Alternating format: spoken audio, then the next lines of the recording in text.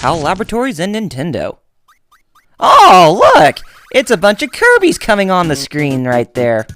So, yes. Hey, everybody, this is RRPG here, and welcome to another episode of RRPG Let's Play Live Commentary, where this time we are going to be taking a look at Kirby, Nightmare in Dreamland on the Game Boy Advance. So, yes, this is the next live commentary Let's Play that I'm doing for the next couple weeks, and I know some of you might be asking me, to get on with Super Mario World 2 Yoshi's Island, or Yoshi's Island Super Mario Advance 3.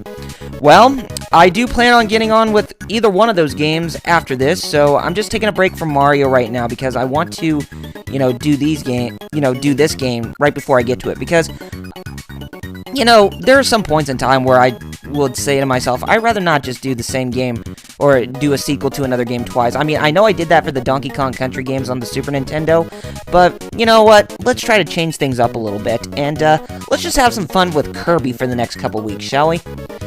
And so, yes, we're getting a little rundown of the story here, and Kirby notices that it's really hard to sleep in Dreamland, so he's going to go on a journey throughout Popstar to see what is causing all of the people's dreams not, coming to be. So, yes, it's going to be another big Kirby adventure, and as you can tell, this is actually a remake of Kirby's Adventure on the Nintendo Entertainment System, back in 1993. So, yeah, this is one of the few games that got remade for the Game Boy Advance. Well, for a Nintendo property, that is, and I know that Masahiro Sakurai really doesn't do remakes that much, but hey, at least he did a remake of this game, and, well, specifically this game, but I know he did the Kirby's Dreamland remake, or that portion of Kirby Superstar, that was on the Super Nintendo, that was basically a remake of Kirby's Dreamland, with the Spring Breeze, or whatever. But yes, this is a full-fledged remake that's that is supposed to utilize the capabilities of the Game Boy Advance for a handheld. And I gotta say, this is actually one of the best remakes that I've ever played in quite a while.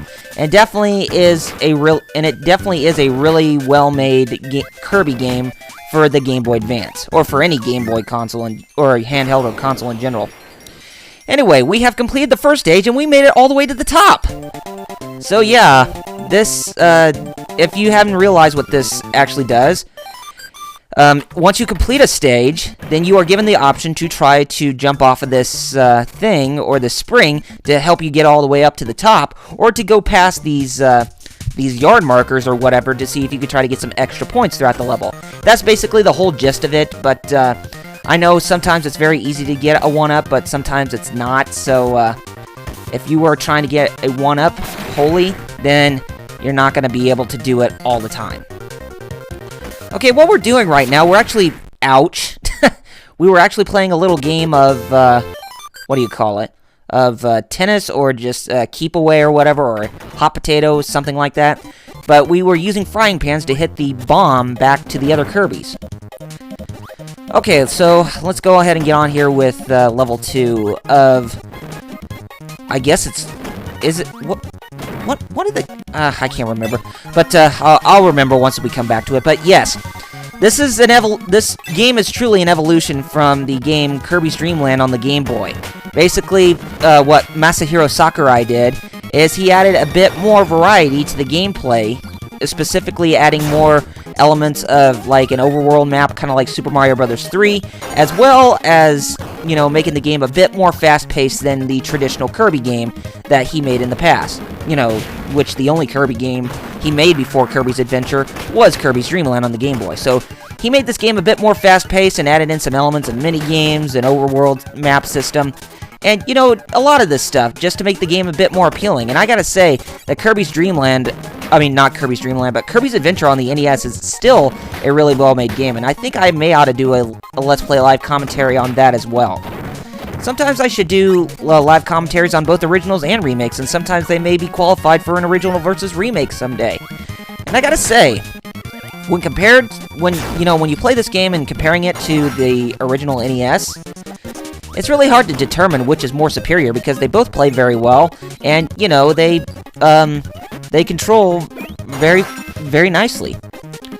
Anyway, I was trying to get Sword Kirby, so we're gonna go back up here and grab the Swordsman or suck up the swordsman finally, so that way we can take his powers for ourselves, and we can become Sword Kirby, or Link Kirby in general.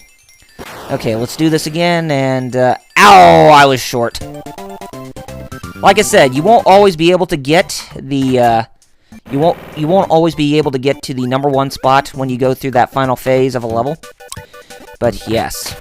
Anyway, the place we're at, the first world, is actually called Vegetable Valley. And as you can tell, this became a staple in the Kirby franchise, where the worlds in the game are actually based off of, you know, either foods or ingredients or seasoning, that kind of stuff. It kind of pays an homage, or not necessarily an homage, but it kind of pays its respects to, you know, Super Mario World in a sense. Well, I would have to say it's more reverse, where Super Mario... No. It would have to pay its respects to Super Mario World, because Super Mario World came out in 1990 in Japan, and this game came out about a year or two after that. So yes, most of the places within this game, well, specifically the worlds, are mostly food, seasoning, or flavor-themed. Yeah, I know, right?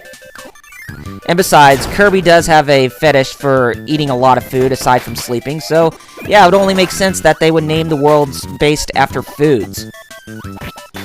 So, yeah, it's kind of making me hungry, but I'd rather not think about food, because with my workout going on, I don't want to think about food for quite a while, and I want to try to lose some weight, finally. And it's a good thing that I'm working out again, because I really do need to get back in shape, and to, you know, feel fit, and to make sure that I can lose some of this weight, so that way I can, you know, breathe just fine when I go to sleep. I know some people tend to have a hard time trying to breathe when they, you know, when they go to sleep or whatever, if they, you know, put on a lot of weight. So, yeah. Okay, so there was no minigame there. So, yeah.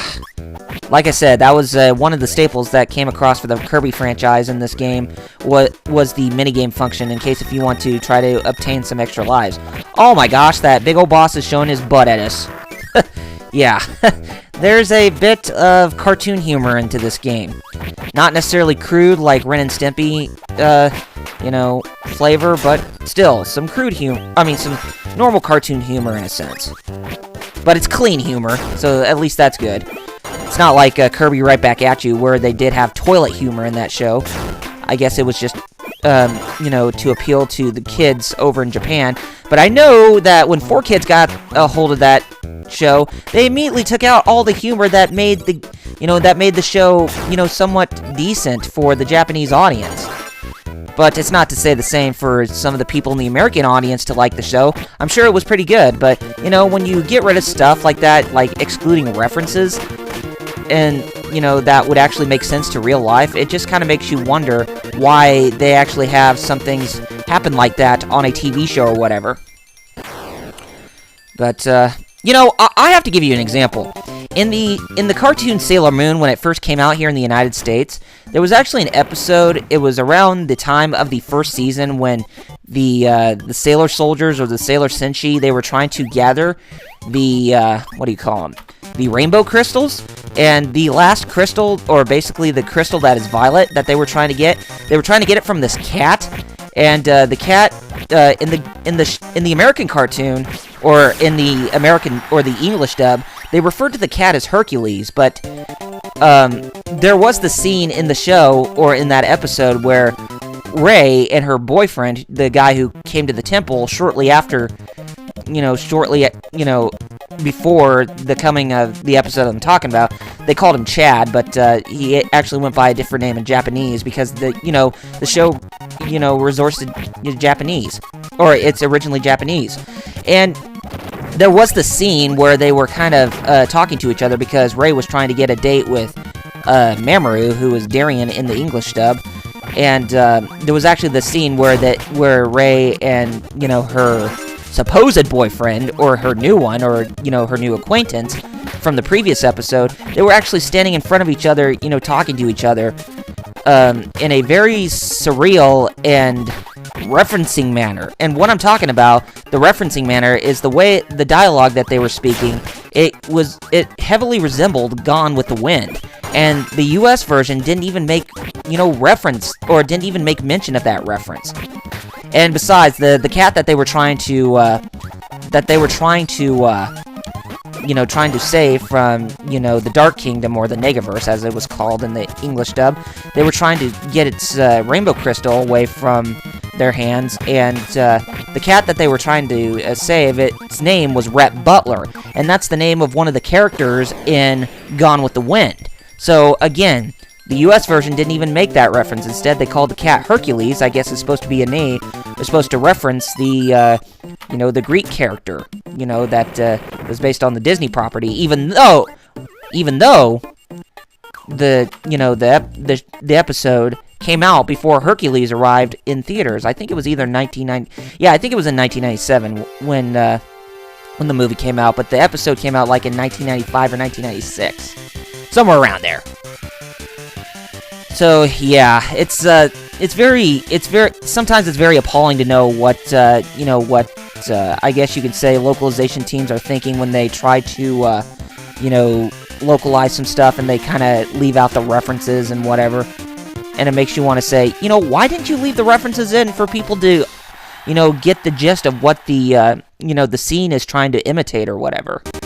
Just kind of appalling if you think about it. Anyway, we had that little Star Racer race, or whatever, where Kirby rides a star against the other Kirbys, and we managed to win that race, and we got 3 extra lives. So yeah, they managed to give you extra lives in this game like candy, kind of like Return to Dreamland, which I definitely think Return to Dreamland is a successor to, Kirby's Adventure, or Kirby Nightmare in Dreamland, because there are lots of things in that game that's very similar in this game, like the world map, and, the fast-paced action and all that stuff. So yeah. And I actually really like Returns to Dreamland, Kirby Returns to Dreamland. And, if I had 4 other people, I would do a co-op Let's Play. But the thing that sucks is that, since the game doesn't have any online play, there's no way how you can, there's no way how you can, what do you call it? There's no way, gosh, I can't even talk today. There's no way how I can do, a co-op Let's Play locally with 3 other people if I don't have 3 others who are willing to play. That may be coming, that may be something that'll change within the coming year or 2, because I actually do have a plan to want to do a co-op Let's Play, specifically not only with some people, but more specifically like my family members and that kind of stuff. Like, for example, like Nightmare in Dreamland, not Nightmare in Dreamland, but, Returns to Dreamland, and even New Super Mario Bros. Wii, and all those games that have some co-op in them, or some competitive multiplayer madness, kind of like the Mario Party games. Something like that. I think it'd be pretty cool. Okay, we're gonna have to play this minigame again. Bomb Rally. Let's see if we can do a little bit better this time. Hopefully we can. So yes, we're playing a game of tennis with the other Kirbys. And one of them is down for the count. Okay, let's see if we can try to hit this again. There! Finally we hit it. Oh, we got the timing just right.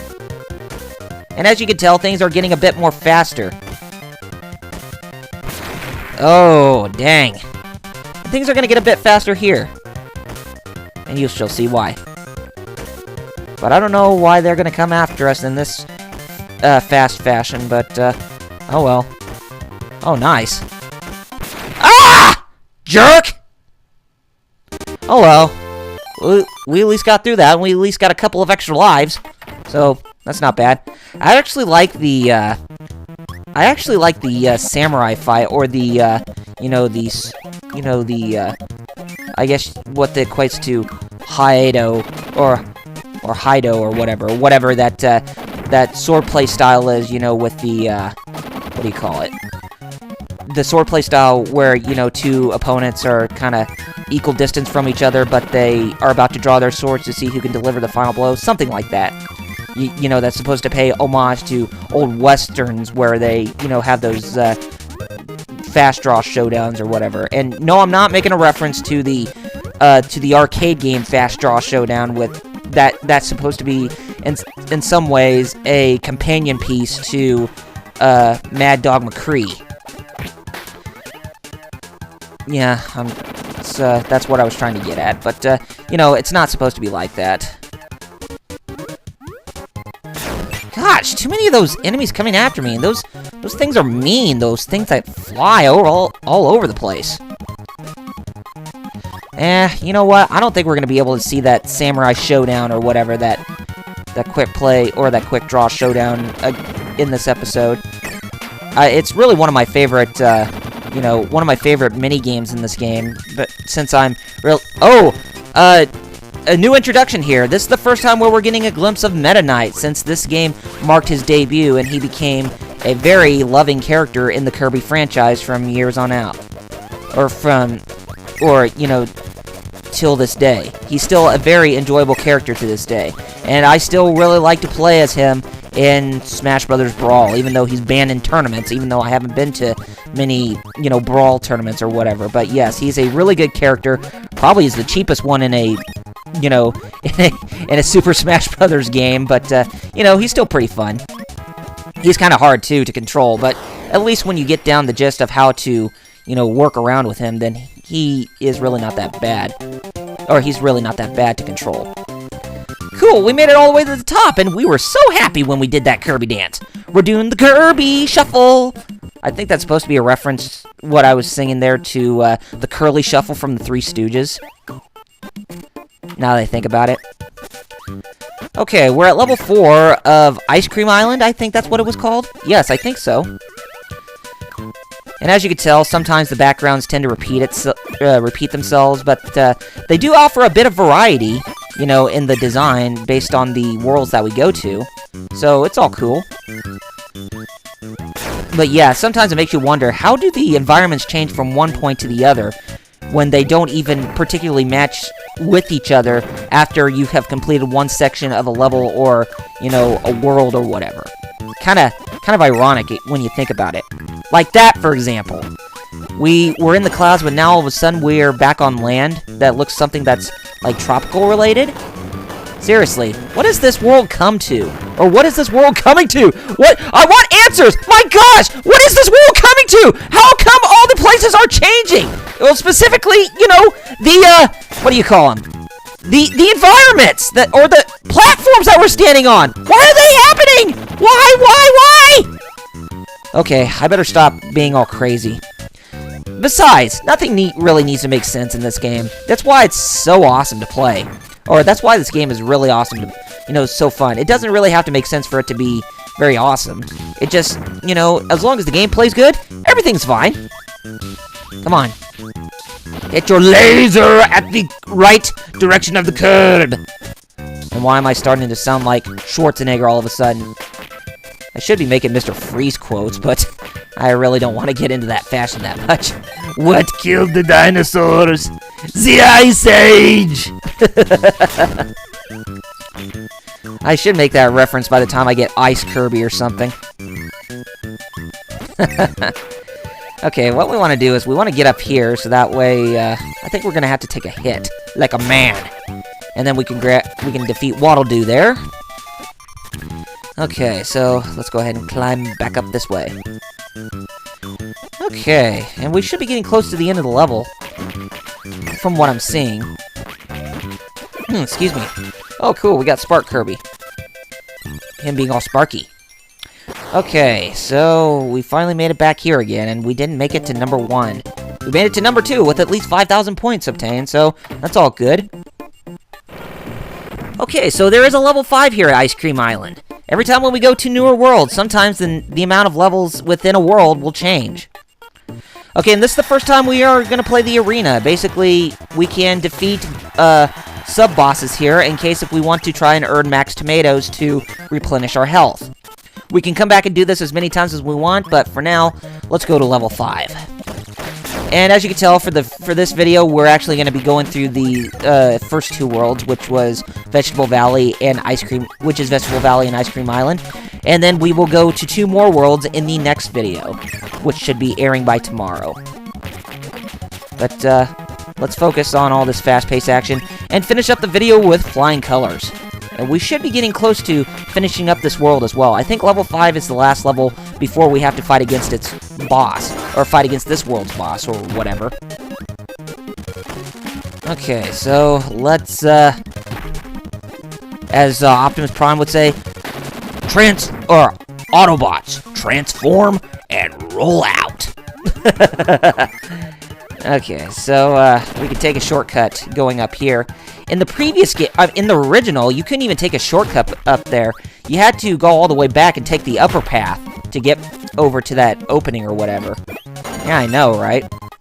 And I can't even. I think you're actually supposed to have the wheel to, you know, take down the blocks there to get the one-ups. But you know what? Who cares? Okay, so, we should be getting close to the end of this level, and, you know, things are getting really hectic with all the enemies that are coming on screen. I mean, just, just take a look at all that we've seen so far. I mean, it's completely nuts. Okay, now to get through this section really fast, we're gonna have to do some, what do you call it? We're gonna have to do some superhero jumps. Oh, I wanted to grab that max tomato, but, we're at full health. And there's the end of the level. And let's see if we can get to number 1 again. Nope, we made it back to number 2. As I said, they do really they do hand off those, what do you call them? They do hand off those extra lives like candy. Okay, now we're fighting against the next boss, basically the Painter Dude, which is supposed to be an homage, or supposed to be a precursor to the character that paints pictures in Kirby 64, the Crystal Shards. But he doesn't wear roller skates or anything like that. So basically, the gist of this battle is we want to suck up the things that the Skater Dude, or this guy, creates out of the pictures, and use them to shoot back at, shoot them back at him, so that way he can take a lot of damage. And it's really not that hard once you figure out the pattern, but I say that it's a lot harder in the original game, and rightfully so. You jerk. Okay, cool. We just need to take him down one more time, and then he's down for the count. Very nice. Now we got another piece of the Dream Rod. And we're gonna do the Kirby Shuffle again. Or the Kirby Dance. He's so cute and so happy. Alright, level 3 is the Butter Building, but we're not gonna do that until the next episode, as well as the world that's after that. So we're gonna close things off right here, and we will resume things in the next one.